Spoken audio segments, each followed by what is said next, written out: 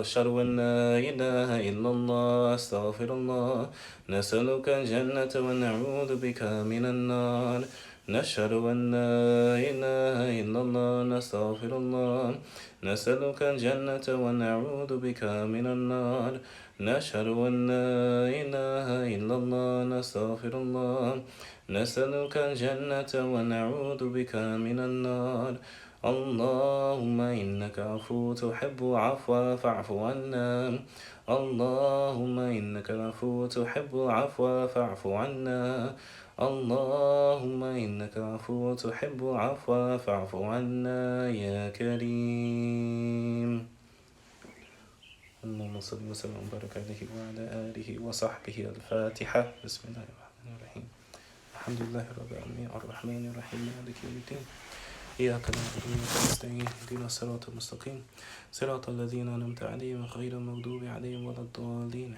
آمين Assalamu alaikum wa rahmatullahi ta'ala wa barakatuh.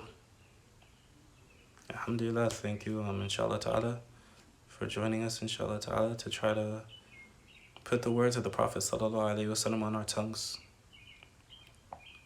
The same words that he sallallahu alaihi wasallam would utter from his blessed lips and with his blessed tongue in the morning and evening, on selected days, most days, some days.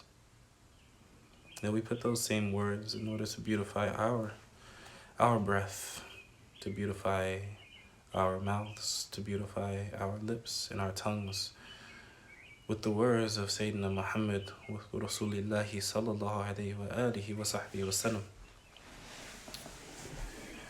And it's through that dhikr, inshallah ta'ala, through that remembrance, inshallah ta'ala, which is reflective of the kind of relationship that we seek with our Lord subhanahu wa ta'ala, inculcating the meetings found within those prophetic invocations, and putting ourselves into a state in which we are trying to feel those same feelings that the Prophet Muhammad sallallahu alaihi wasallam would feel when he would even utter those invocations. And those invocations came from somewhere in his heart. And it's our duty to not just mention the prophetic invocations because of their blessings and rewards, but to create those kind of feelings within our hearts where those prophetic invocations would utter from Sayyidina Muhammad sallallahu alaihi wasallam. We also wish for the same kind of hearts in which the same kind of invocations could utter from us naturally as well. Which is why we see a lot of formulations from the righteous, the saints, the scholars from amongst our ummah, the pious people from our ummah, who have collected du'as and dhikrs themselves that fall within the bounds of the sharia. And we see the formulations that they can be so beautiful. And that is the kind of heart we need, in which what utters from it, what just pours from it, as it poured from Sayyidina Muhammad sallallahu alaihi wasallam, is beautiful. And that's why, inshallah ta'ala, that we go through and try to change our character and change who we are, to be beautiful as he was sallallahu alaihi wasallam. In the last chapter, we really kind of exhorted to, Habib Omar, he kind of really exhorted us to really understand the importance of changing our character and what it means. And we went through a number of prophetic narrations that were reflective of that. Meaning that the Prophet Muhammad sallallahu alaihi wasallam, that his only mission was he was sent in order to perfect noble character, as it comes in a hadith from him sallallahu alaihi wasallam, and that the closest to him on Yawm al-Qiyamah are those that are best in character. And there are a few prophetic narrations that indicated as such that we read last time. And so it's really incumbent upon us to really look at that. And in this next lesson, inshallah ta'ala, so now that we put in perspective why it's so important, and the feelings that we should generate, why it's so important to have noble character, now we gotta say, okay, now, how do I improve? Why do I improve? How do I move myself from one place to another? And it's not really us moving ourselves from one place to another, but how do we put ourselves in position for Allah to take his gentle hand and guide us gently towards improvement, towards his pleasure, and just take us along, and take us along to be better, and take us along to improve. and take us along to be more loved by him and to be recognized by his Rasul sallallahu alayhi wa sallam. And so the author writes, Bismillah. In the last lesson we concluded that noble prophetic character can be acquired. It's possible. It is possible for all Muslims to rid themselves of vile attributes and adorn themselves with praiseworthy and beautiful attributes. This is possible if they are sincere and firmly resolved to achieve this. They must then seek to perfect their inner form by paying particular attention to their every word and action, as well as to their interaction with others. And so, in order for us to tread that path of improving who we are as human beings, and even when we talk about character, it's really what we're talking about is who we are as people.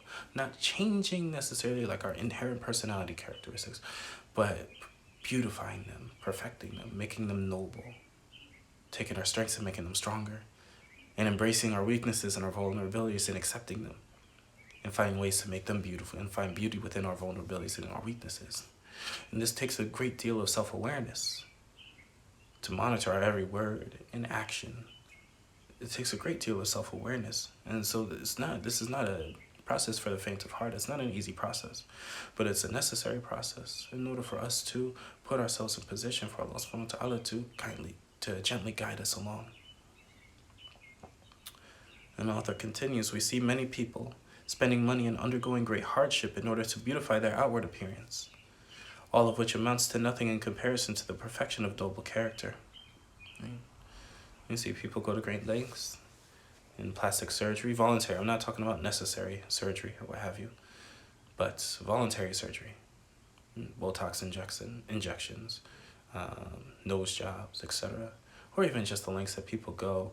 Maybe they buy waistbands, and obviously we're not going to mock anybody's, anybody who feels insecure in regards to some aspects of their body. We all have insecurities, and we try to accentuate certain aspects of ourselves because we feel a little bit insecure, maybe about how a certain body part isn't well proportioned as it should be with other people or what have you like that. So we're not making mockery of it. But what's being highlighted is the fact that we do go great lengths to cover those insecurities that we have, or to cover up those deficiencies that we see in ourselves, or to try to make most beautiful to a kind of a mold into a statue, some of us, to the best of our ability, that we try to make this mold into perfection so that way when people look at us, or even when we look at ourselves, forget other people, then when we look at ourselves, that at least we're happy with ourselves, we feel somewhat satisfied with ourselves. But with the great particular attention that we place towards trying to feel even good about ourselves with our low self-esteems, we need to even place a greater focus and a greater attention to what's inside of ourselves, to have that same kind of care to want to cover our insecurities inside of ourselves, our characteristics that are a little bit weak, that we know we want to take a little bit more care about that, not just flaunt it out there and just say, well, this is me and this is who I am. Man, that has its limits. That has its limits. And so in regards to perfecting our noble character, we really need to actually have that kind of same care and same kind of focus into who we are and how we're presenting towards others. And say, well, is this really just me? Am I really just this flamboyant? Am I really just this boisterous? Or am I just putting it out there because I'm not ready to come to terms with this insecurity that I have within myself, and I'm not ready to try to take care of it and try to beautify it and try to make it so it actually matches up with who I am as a person. So a believer must recognize this fact. An eminent Yemeni scholar of the 6th century Hijri, 12th century CE, said, whoever gives the nourishment of his body priority over the nourishment of his soul, then let him seek his reward from the fish and worms which devour his body. There was an ayat in the second juz, in Surah Al-Baqarah, inshallah, for whoever has reached already the second juz, as this is the second day of Ramadan, in which Allah subhanahu wa ta'ala mentions that he repels people from their homes. I forget exactly where this specifically was, in the late 100s, I believe it was, or the early 200s. But in any regard, that Allah subhanahu wa ta'ala repels people from their homes. And he uses the means of others in order, sometimes using the means of others. And he says that if he did not repel others from their homes, then there would be corruption in the earth. Which is an interesting thought, that the physical difficulties that we may be confronted with, those that are apparent in front of us, that are tangible, that we experience and that we face, that sometimes those aren't as difficult as the spiritual difficulties that we may go through or that we could experience. And they pale in comparison, in a sense. And actually the physical difficulties or the physical struggles, those tangible issues that we have, that they could actually just be means from Allah subhanahu wa ta'ala to put us in a better condition, in a better situation, than if he did not cause that strife in the first place. However, when it comes to the spiritual struggles, it's not as if we go through the spiritual struggles because we're trying to be in a better place. No, we need to pay attention to those. And oftentimes, when we talk about the difference between a physical struggle and a spiritual struggle, something that is apparent and manifest before us that we can perceive with our five senses, versus something that is perceived by the soul, experienced by our emotions maybe, versus that, in the context of what we're moving towards, the return to Allah subhanahu wa ta'ala, which one is more deadly? Which one is more catastrophic? And yes, as we need to listen to the government right now and make sure we abide in our homes so that way others are safe and protected from this illness and from the virus and what have you.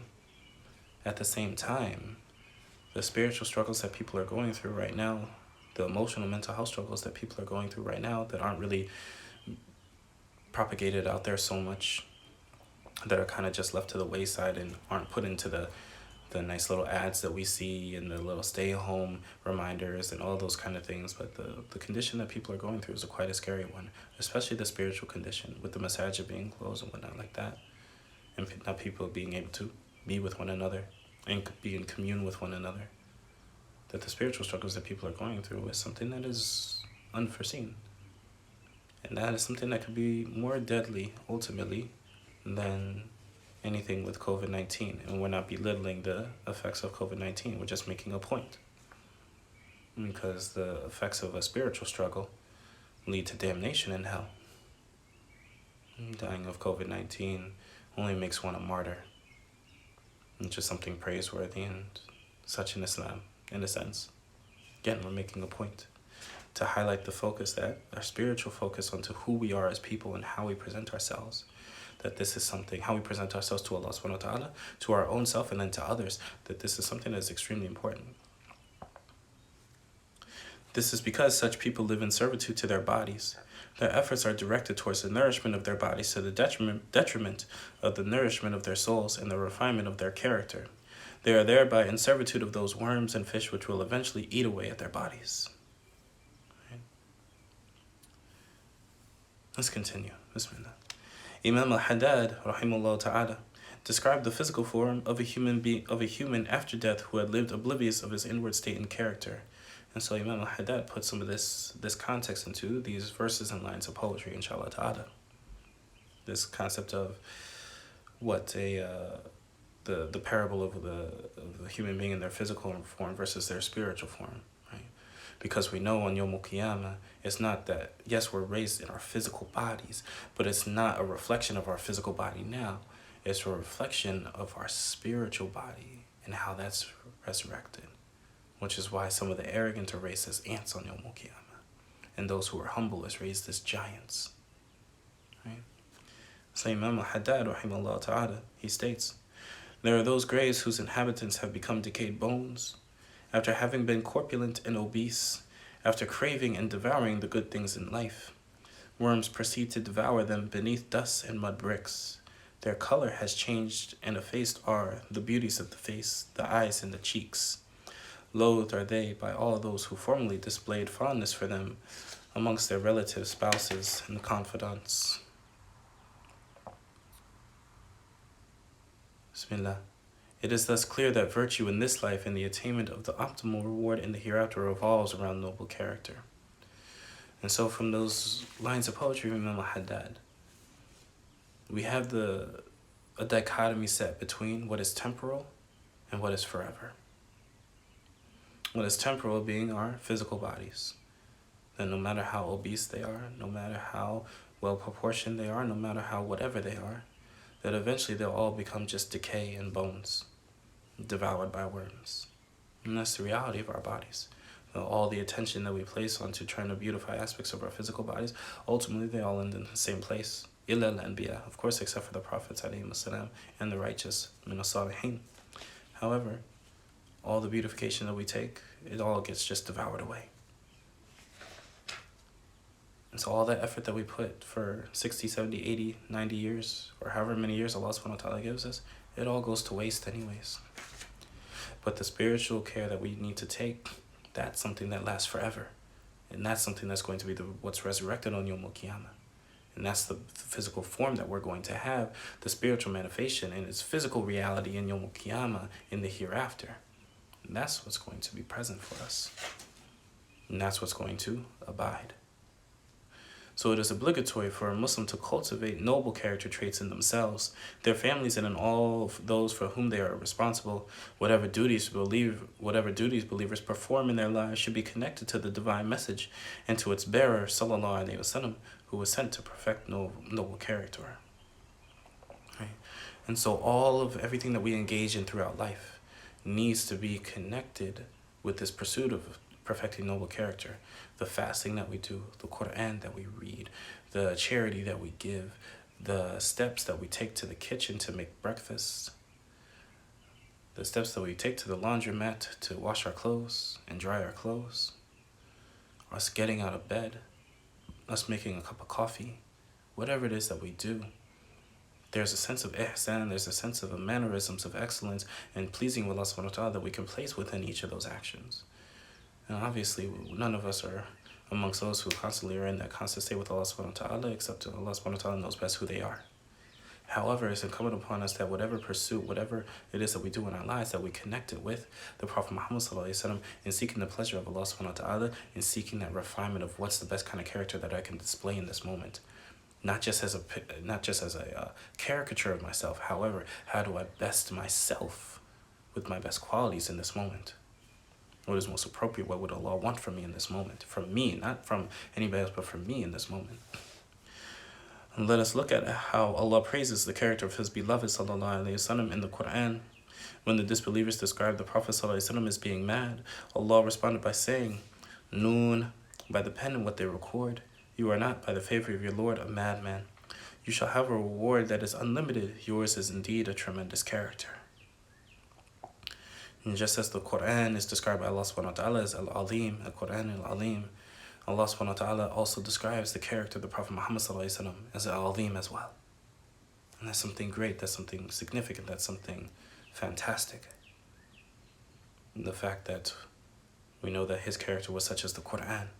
And so Allah subhanahu wa ta'ala is letting us know that not only is this Quran Alim, but the character of the Prophet Muhammad sallallahu alaihi wasallam, his mannerisms, how he expressed his personality, not his personality specifically, how he expressed it was Alim. And that's something we need to, how we express our personality, how we manifest that needs to be Alim as well. Right? So Allah thus refutes them through pointing to his tremendous character, which the disbelievers witness and which everybody acknowledge. This is known as Sadiq al-Amin, the trustworthy, the truthful, the trustworthy one, as the Prophet Muhammad sallallahu alaihi wasallam was known before he was even a prophet. Alayhi salatu wasalam. Before he was even a prophet, people knew him. And they even used him as a determiner. There was some of the tribes were feuding in order to discover, or in order to find out who would be the one to put the black stone back in the Kaaba after they rebuilt it. And they called Sayyidina Muhammad sallallahu alaihi wasallam when he was in his 20s, when he was a young man, because he was the one that had the best character from amongst them. And all the tribes were feuding to try to put the black stone back in its place.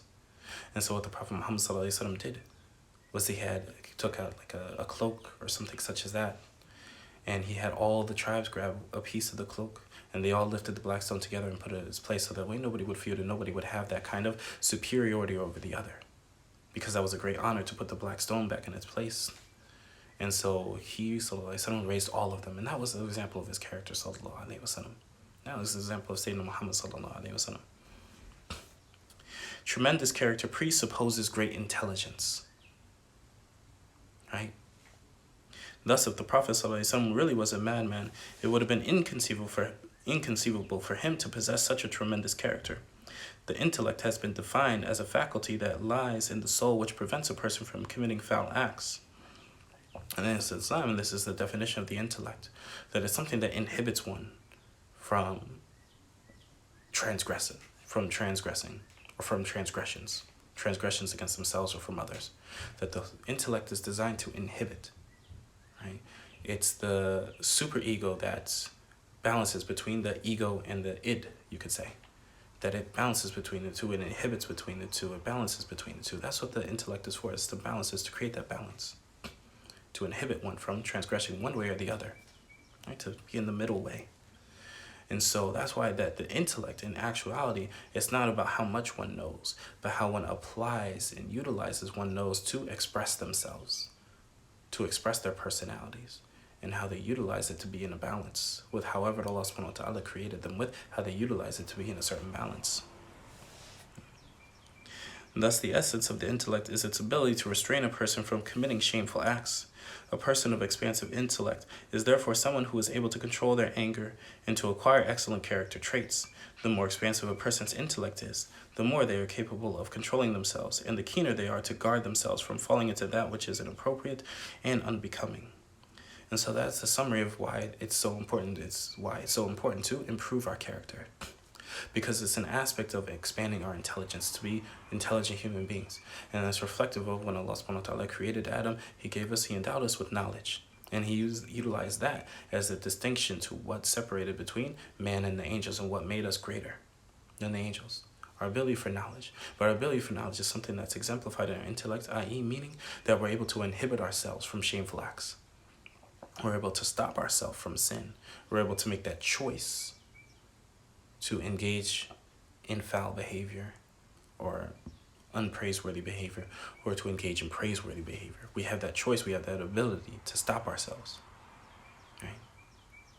Just as we're all making the choice right now to stop eating, stop drinking during the day. We have the choice to inculcate some of the attributes that we need in order to draw the pleasure of Allah subhanahu wa ta'ala, to draw the love of God into our lives and to surround ourselves by His mercy, and to stop with the foul pursuits that we've been engaged in with before. All of us are experiencing this Ramadan and renewed kind of energy to stop some of the things, the more shameful things that we know. Maybe less time on Facebook, less time on Instagram, less time watching shows that we used to love, that we would watch normally during Ramadan or outside of Ramadan and would finish our nights with. But we find it maybe a little bit more distasteful now. That's a sign of intellect. That's the sign of an intelligent person, that they have those feelings to stop.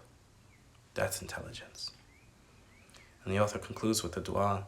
May Allah grant us the ability to rid ourselves of base attributes and to adorn ourselves with noble character traits.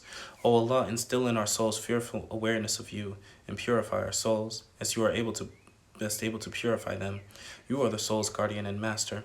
O Allah, guide us to the best of actions and the best of character, for no one but You may do so, and rid us of evil actions and character, for no one but You may do so by Your mercy, O most merciful, and through Your generosity, O most generous.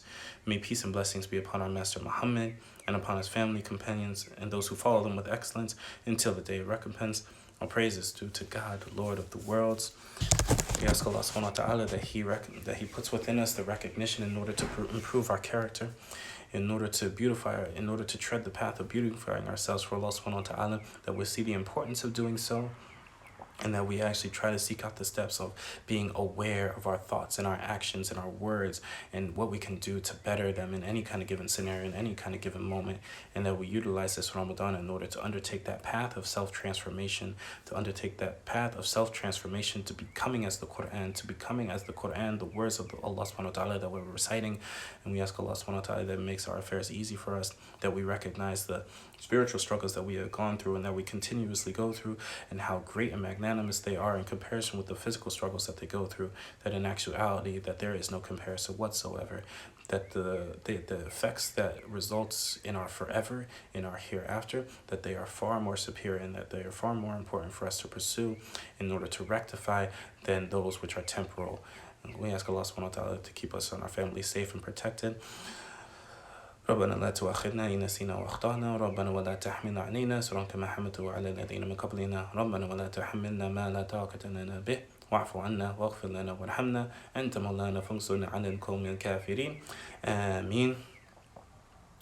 وصلى الله على سيدنا محمد وآله وصحبه وسلم والحمد لله رب العالمين يا رحمن الرحيمين يا رحمن الرحيمين يا رحمن الرحيمين آمين. Assalamu alaikum wa rahmatullahi wa barakatuh. Everybody have a beautiful rest of your day. Inshallah ta'ala. Allah wa taqabbal minna siyamana inshallah ta'ala wa qiyamana inshallah ta'ala. Assalamu alaikum.